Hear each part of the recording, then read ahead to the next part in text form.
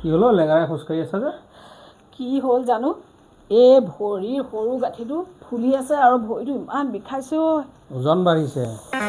ডাক্তৰৰ ওচৰলৈ লৈ যাওকচোন ডাক্তৰৰ ওচৰত গ'লে কি হ'ব এগালমান পৰীক্ষা কৰিব দিব তুমি এটা কাম কৰা মই তোমাক কৈছোঁ আগতেও কৈছোঁ তোমাক মিঠা খোৱাটো কমাই দিয়া দিনত তুমি নুশুবা আৰু তেলটো কমাই দিয়া আপুনি এইবোৰ কি কৈ আছে ভৰিৰ বিষত মানুহজনী থাকিব পৰা নাই তেওঁ তেল নিমখত লাগি আছে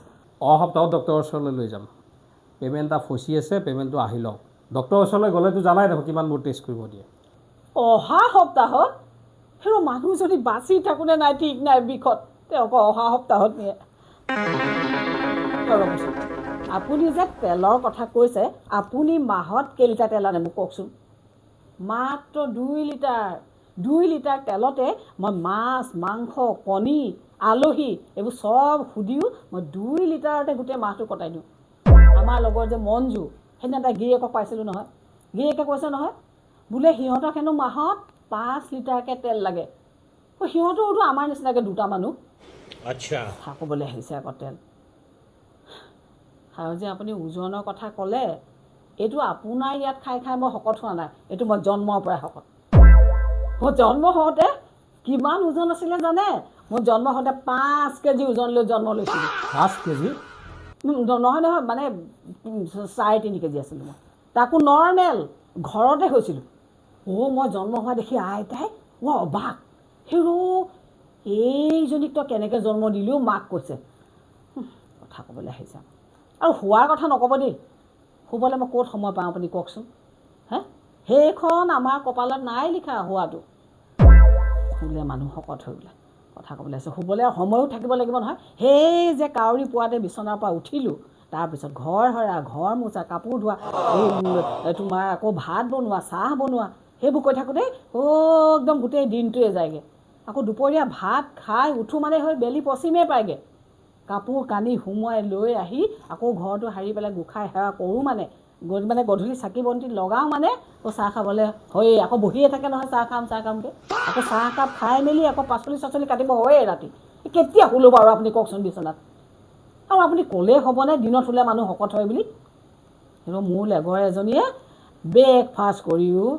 এঘুমতি মাৰে আকৌ দুপৰীয়া ভাত খায়ো এঘুমতি মাৰে ক'তা তাই দেখোন একেবাৰে চিলিম ফিগাৰ কথা ক'বলৈ আহিছে আচলতে মোক ডাক্তৰৰ ওচৰলৈ নিব লাগিব বুলিয়েই আপুনি এইবোৰ কথা কৈ আছে মই জানো নহয় এইবোৰ আচলতে মই খোৱা বা হোৱাৰ কাৰণে হোৱা নাই এই যে বিয়াৰ দিন ধৰি কাকুৰি ঘূৰা দি ইটো ৰুমৰ পৰা সিটো ৰুমলৈ সিটো ৰুমৰ পৰা সিটো ৰুমলৈ এই কাম বনবোৰ কৰি যে ঘূৰি ফুৰোঁ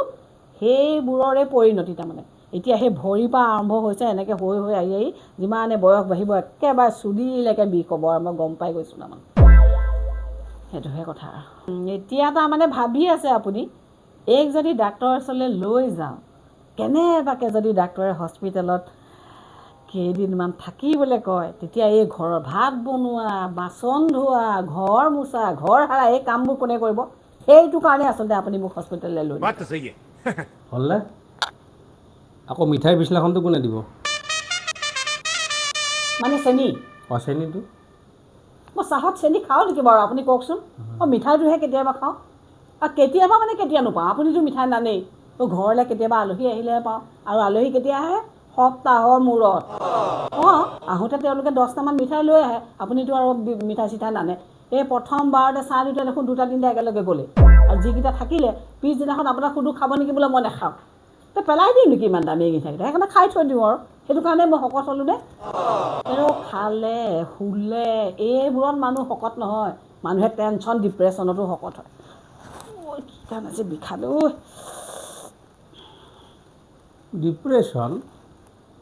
A few moments later. ভৰি বিষত আকৌ এইবিলাক কি কৰিব লৈছা কি কৰিম আৰু চাহ খাবলৈ হৈছে চাহ বনাবলৈ লৈছোঁ আকৌ যোৱা মই বনাম যোৱা ৰেষ্ট লোৱা অলপ সঁচাকৈ বনাবনে বনাম যোৱা আৰু ৰাতি ভাত হ'ব যোৱা পাতি দিম আকৌ মনটো বদলি নহয়তো নহয় জানো পাই আজি বেলিটো পশ্চিম ফালে উদয় হৈছিলে নেকি কিবাকৈ মিলে নেকি আকৌ ৰাতি সাঁজ বেলেগৰ হাতেৰে খাবলৈ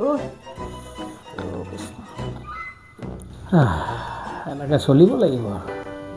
নহ'লে ক'ত সংসাৰ বাচিব